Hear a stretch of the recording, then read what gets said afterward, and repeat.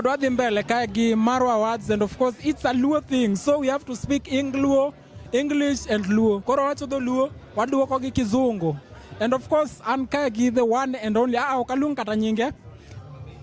An guess gako biro ka tangiso gi gigola gola kapela gi achiel to jibro ngene gen nga koka introduce gi bange. Koro migi kapela ni achiel moro ma ging'eyo cha mondo ging'e ni in isedonjo Marwa words. Oloyo lweny, Yesu oloyo lweny, anaye ni Yesu nigi teko. Kwani miyo gimatini ya, okimede ya, kosi charge, wagol pesa monda. Hapana. Ochunge kedo, Yesu kedo, analo kumbama malo baba kedo, analo lwenja, katembe ngenya luongo wendo, analo niene mocheko paronate, analo lwenja, kumba Yesu oloyo lweny, Yesu oloyo lweny, anaye ni Yesu nigi teko. One and only Christine Otieno. Why Otieno? Otieno en nying jaoda. Oh, use kawi. Yawa. Maro. Of course, okay.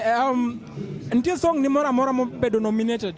Ana wuna bedo nominated kama Artist of the Year. Yes. Ok song Artist of the Year. Oh, in kori biro kaka kibiro kaka song. So you've been nominated as the Artist of the Year. What is your expectation? What do you expect after the event? Okay, I mean I did my part. The rest I left for God. Yes. I may not say whether I won or not, but may God's will be done. Yes. Nikachina ni biro bedo nominated in the first place. Ya okna ng'eyo. Mano nyiso Nyasaye no sichako tije wuon. Koro Nyasaye kochako tich nyako tiek tijino. Kamano. Koro Christine Otieno donge. Christine Otieno. Do you live in Nairobi or do you live nikech songs giji ka winjo to ng'eni ma song ni chalni ogoye dala kata owerne joma dala most of the time. Idak Kisumu kata Nyanza kosidak Nairobi. Pero kamana nadaka Nairobi ka. Yeah. Anya Asembo kanyigoro masera didi, tateda Asembo kolalaram. Adak Nairobi ka mago jua kali. Tan jawerbe. Tontie jothumbe mang'eny mawuok Asembo. Asembo dong'eyo osito kale mane root mar thum tiende. Koso maembe ni kichamo maembe ahinya tiwero maber.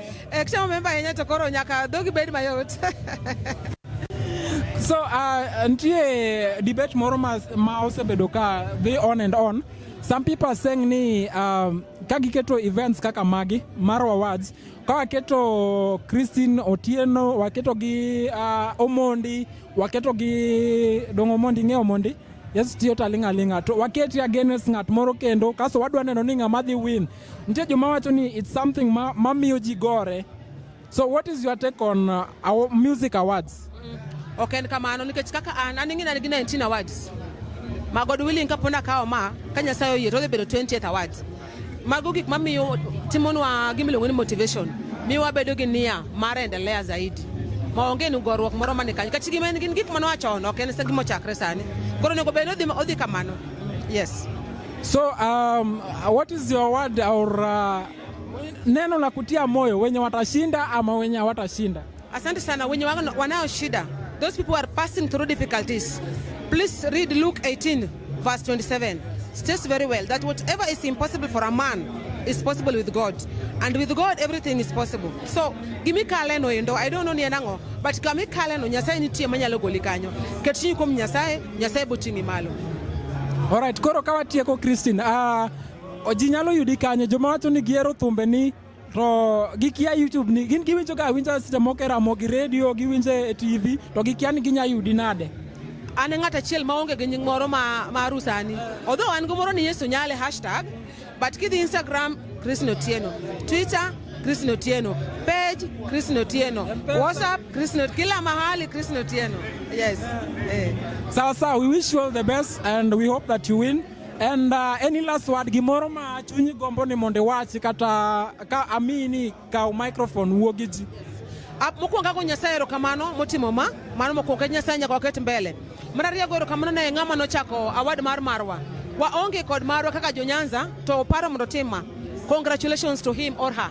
Akia ni en ng'a, lakini Nyasaye oting'e malo to kako chakono odhi adhiya kik odog chien. Nyasaye kendo ka gini en gimoro manigi adiera iye to bodhi fa. okobichak to we katikati. Wasebedo gi Guru Awards igni amina. Koro kwabedo gi MARWA Awards ni be wadwa time igni amina to nyingi Nyasaye bedo duong'. Sawa, erokamano inya Christine Otieno, and we wish you all the best. Erokamano inya waheri, and wamlemo ni Nyasaye omed tingi malo. Kamana bero Yesu nyale nyaka ting' mogik. Amen.